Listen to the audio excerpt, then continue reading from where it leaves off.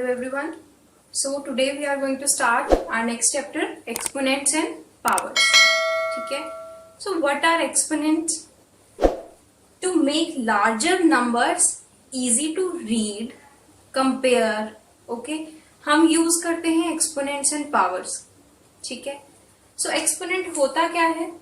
किसी भी नंबर को किसी पावर से रेज कर देना. ठीक है?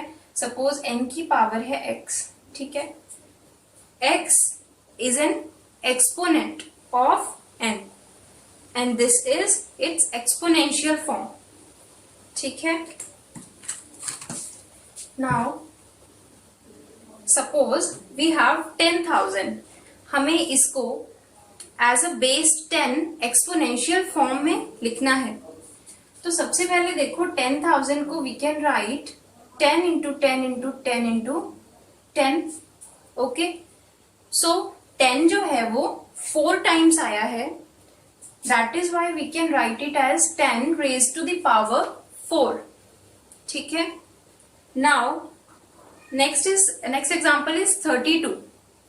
32 को जब हम as a base 2 exponent form में लिखना चाहेंगे तो कैसे लिखेंगे? 32 is 2 into 2 into 2 into 2 into 2.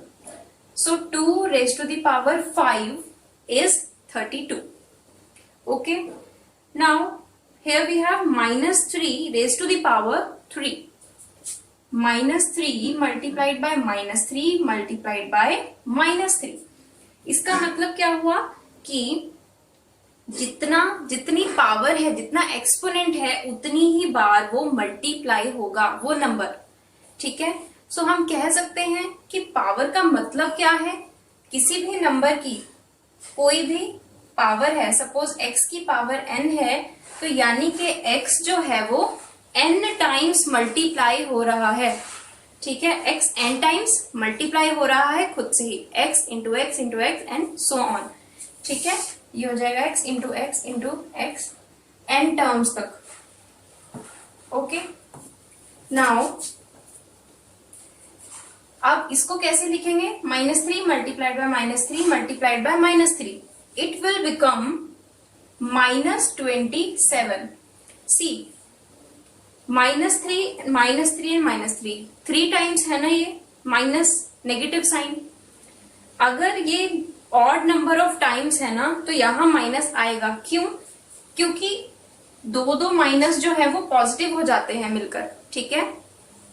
2 minus मिलकर क्या बनाते हैं? पॉजिटिव साइन हो जाते हैं. तो अब एक और माइनस बचा है, वही नेगेटिव साइन हमारा आंसर में आ जाएगा.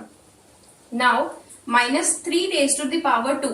-3 इंटू -3 इट विल बिकम 9. -9 नहीं आएगा, 9 आएगा, क्योंकि नेगेटिव एंड नेगेटिव मिलकर हो गए हैं पॉजिटिव. ओके. अब देखो, आपने एक चीज नोटिस की, जब पावर ऑड थी तब नेगेटिव साइन आया, और जब पावर नेगेटिव थी इवन थी तो पॉजिटिव आया. 2 केस हो गए हमारे.